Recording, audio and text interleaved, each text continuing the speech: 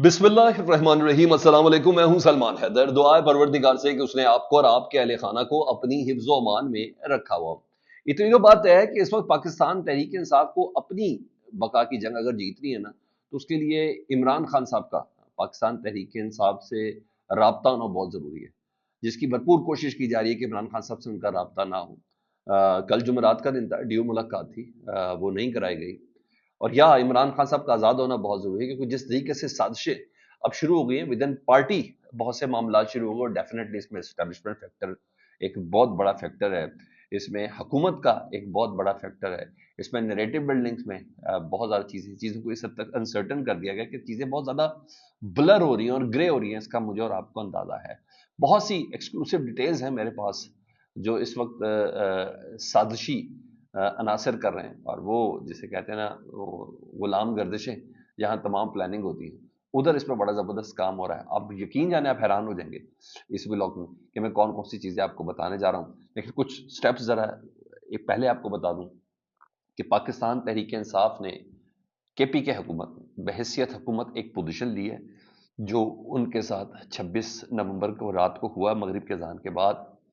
और बकौल पाकिस्तान तहरीक इंसाफ के एक मसाकर हुआ, और उनके लोगों को मारा गया है, और डेड बॉडीज तक नहीं दी जा रही, और ज़ख्मियों की तादाद बहुत ज़्यादा है, गिरफ्तार लोगों की तादाद बहुत ज़्यादा है। एफआईआर है तो खैर अपनी जगह पे चल ही रही है।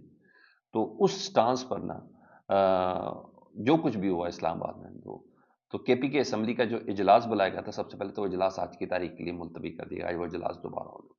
दूसरा अहम कदम यह है कि केपी के हुकूमत ने 3 दिन के सोग का ऐलान किया। सरकारी सतह पर होने वाले मुबैना जानी नुकसान पर एक सूबे की हुकूमत ने सरकारी सोग का ऐलान किया है। यानी जो कुछ डीक चौक में हुआ उसको सरकारी सतह पर मनाया जाएगा, और ये बड़ा तगड़ा पैगाम होगा वफाक के लिए भी, पूरे मुल्क के लिए भी, कि केपीके में यौम सोग है और ये रिकॉर्ड का हिस्सा बनेगा।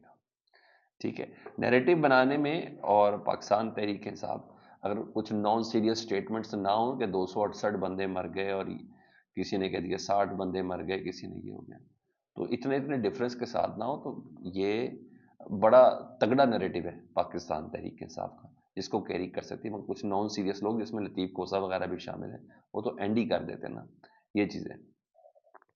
बुशरा बीबी के हवाले से चीज़ें, इसमें कोई शक नहीं है कि असल चैलेंज इस सिस्टम को इस वक्त बुशरा बीबी है,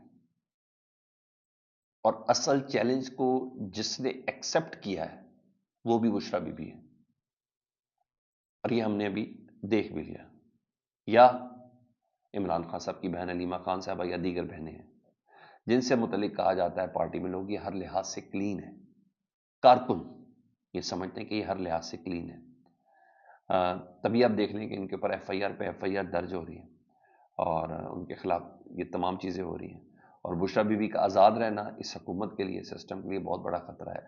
तो आप देखें, हुकूमत के लोग और पीटीआई के कुछ लोग एक जैसी गुफ्तगू कर रहे हैं, जिनसे मुतल्लिक गुमान किया जाता है कि ये कॉम्प्रोमाइज़ है। तो बहुत सी चीज़ें इसके अंदर समझने चाहें तो हम समझ सकते हैं।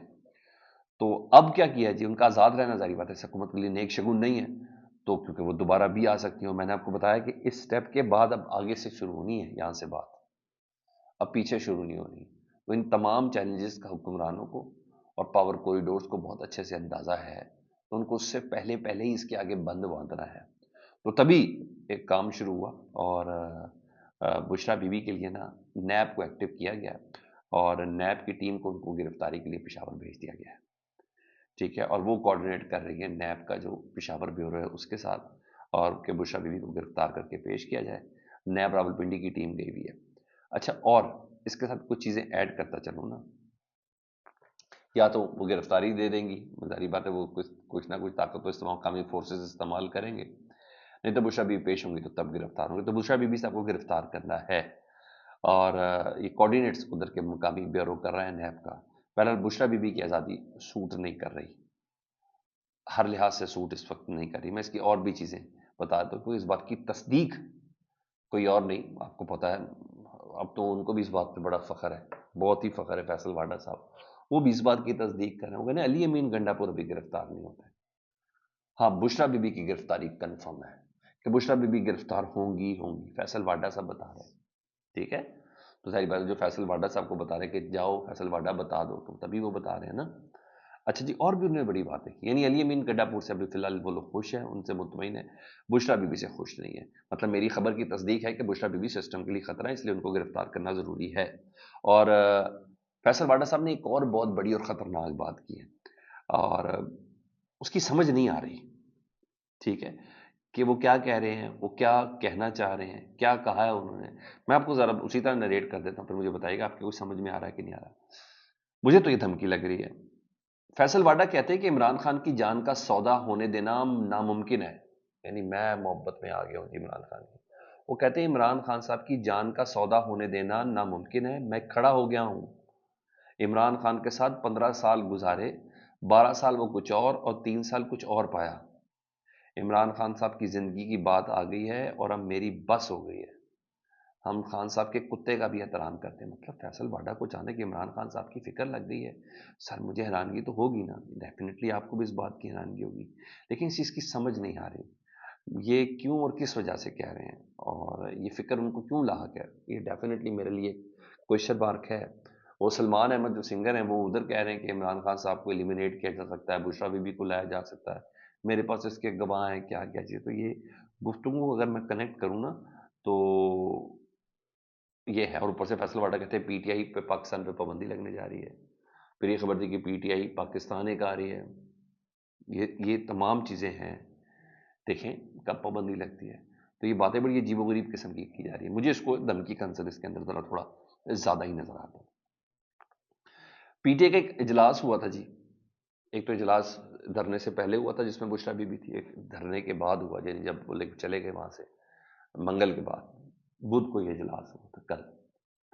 اس اجلاس کی اندرونی کہانی کاشف عباسی صاحب نریٹ کریں۔ کاشف عباسی صاحب بڑے سالڈ جرنلسٹ ہیں، بڑے ویل انفارم جرنلسٹ ہیں، بڑے ڈیسنٹ جرنلسٹ ہیں، اور وہ کم از کم ریٹنگ شیٹنگ کے لیے خبریں نہیں دیتے، اور نہ ہی ان کا معاملہ اس چیز سے کہ جو خبریں فیڈ کی جاتی کہ جاؤ کاشف تم بتا دو، وہ اس طرح کے بھی جرنلسٹ نہیں ہے، صاف ہی نہیں ہے۔ کم از کم وہ خبریں وہ تو نہیں دیتے جو فیڈ کی ہوتے ہیں۔ وہ کہتے ہیں کہ پاکستان تحریک انصاف کی جو قیادت ہے نا، وہ اس تمام تباہی کی ذمہ داری بشرا بی بی کو سمجھتی ہے، ٹھیک ہے، کیونکہ فائنل مارچ سے پہلے، یعنی 24 نومبر سے پہلے پشاور میں ایک پی ٹی آئی کا اجلاس ہوا تھا جس میں بشرا بی بی تھی، جو میں نے آپ کو رپورٹ کیا تھا، اور بشرا بی بی نے اجلاس میں پارٹی لیڈرز کے لیے 7 مرتبہ بے غیرت اور گدھ کا لفظ استعمال کیا تھا۔ یاد ہوگا میں نے آپ کو بار بار کہا ہے کہ 24 نومبر کی جو کال تھی، یہ پی ٹی آئی کے اندر ایک فلٹر ہے، پتہ چل جائے گا کون اپنا ہے کون پرایا۔ اچھا، اس جملے کی میری خبر کے پیرائے پہ اگر آپ دیکھیں تو وہ کہتے ہیں بشرا بی بی نے اس 24 نومبر کے اجلاس سے پہلے پارٹی لیڈرز کے لیے 7 مرتبہ بے غیرت اور گدھ کا لفظ استعمال کیا تھا اس اجلاس میں، اور جب اسلام آباد سے وہ گئے تو بدھ کو میٹنگ ہوئی، یعنی بدھ کے روز، پرسوں بدھ یعنی منگل کی رات کو یہ سارا آپریشن ہوا، علی امین گنڈا پور اور بشرا بی بی مانسیرا میں پہنچے۔ انہوں نے کہا پھر بدھ کے روز جو میٹنگ ہوئی ہے نا، اس میں بشرا بی بی پارٹی رہنماؤں کے لیے ایک بار پھر بے شرم اور بے غیرت جیسے الفاظ انہوں نے استعمال کیے۔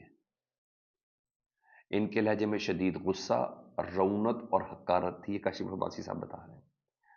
تو اس پر سلمان اکرم راجہ صاحب نے کہا تھا بشرا بی بی صاحبہ کو کہ میں صرف عمران خان کو جواب دوں، اس کی بیوی کو جواب دے نہیں۔ مطلب بشرا بی بی کہتی مجھے چھوڑ کے کیوں گئے، میں ادھر رہنا چاہ رہی تھی، قیادت پہنچی کیوں نہیں۔ فردوس شمیم نقوی صاحب نے بھی کہا کہ ہم نے بڑی قربانیاں دی، ایسی باتیں ہمیں نہ کریں۔ بشرا بی بی کی بہن مریم وٹو کہتی ہے کہ جب میری بات ہوئی ہے تو ان کے لہجے میں اضطراب تھا، غصہ بھی تھا، وہ پریشان بھی ضرور تھی۔ مطلب بشرا بی بی نے گلہ کیا کہ مجھے اکیلے کیوں چھوڑ کے چلے گئے، انہوں نے میرے ساتھ ہونا تھا، کہاں تھی ساری قیادت، باقی لوگ کدھر موجود ہیں۔ تو اس وجہ سے ہی سلمان اکرم راجہ صاحب نے استعفیٰ دیا۔ اب بشرا بی بی جب ادھر اتنے غصے میں تو عمران خان صاحب کو جا کے کیا بتائیں گے؟ تبھی اس کی بنا پر کہا جا رہا ہے کہ بیرسٹر گوہر صاحب کی چیئرمین شپ بھی جا سکتی ہے، ان کی جگہ سب کیسا رہ سکتے ہیں۔ علی محمد خان جنرل سیکرٹری کے طور پر پاکستان تحریک انصاف کے ساتھ چلے گئے اور اسد کیسے چیئرمین بنیں گے۔ تو وہ کاشف عباسی صاحب یہ کہہ رہے ہیں۔ اچھا، رپورٹ کرنے کا زاویہ ڈیفینیٹلی مختلف ہو سکتا ہے، میں کون ہوتا ہوں کسی کو ذمہ دار ٹھہرانے والا، لیکن میں اس سٹانس پر کھڑا ہوں، قائم ہوں کہ بشرا بی بی صاحبہ نے زوجہ ہونے کا حق ادا کر دیا۔ ادھر پہنچی ٹی چوک کہ جب کہ پی کے کا وزیر اعلیٰ وہاں نہیں پہنچ سکا. وہ اس وقت ڈی چوک پہنچی جب پارٹی کی دیگر قیادت ادھر نہیں پہنچ سکی. وہ عورت ہو کے وہاں کھڑی رہی میرے لیے، کیونکہ عمران خان نے کہا تھا کہ ڈی چوک پہنچنا ہے. بعد میں جو مرضی کوئی کہتا رہے، بیرسٹر صاحب کہتے رہے کہ جی عمران خان نے سنجانی کہا تھا. ہمیں محسن نقوی صاحب کی بات کا یقین کریں گے پی ٹی آئی والے کہ بشریٰ بی بی کی بات کا یقین کریں گے؟ بیرسٹر صاحب کی بات کا یقین کریں گے کہ بشریٰ بی بی کی بات کا یقین کریں گے؟ جی ہاں، بیرسٹر صاحب کی وہ حیثیت نہیں ہے جو بشریٰ بی بی صاحب کی. بیرسٹر صاحب کو تو پی ٹی ایم کے خلاف آپریشن لانچ ہونے کی خبر دینے پر بھی ان کو نہیں پارٹی سے نکالا جا سکا. لوگ چیلنج کرتے ہیں کہ بیرسٹر صاحب کو لائیں جس دروازے سے وہ آئے ہیں. میں نے بتایا شروع میں ہی کہ پاکستان تحریک انصاف کے لیے اس وقت اپنی بقا کی جنگ بہت بڑی ہوگی. اس میں یا تو قیادت کی عمران خان صاحب سے ملاقات ہونا ضروری ہے یا عمران خان صاحب کا باہر ہونا ضروری ہے. یہ چیز ہے. ایسے ہی فیصل واڈا صاحب کو عمران خان صاحب پہ پیار نہیں آ رہا. فیڈ بیک سے متعلق ضرور آگاہ کریں. چینل دیکھیں تو چینل سبسکرائب کر دیں. اللہم صلی علی محمد و آل محمد.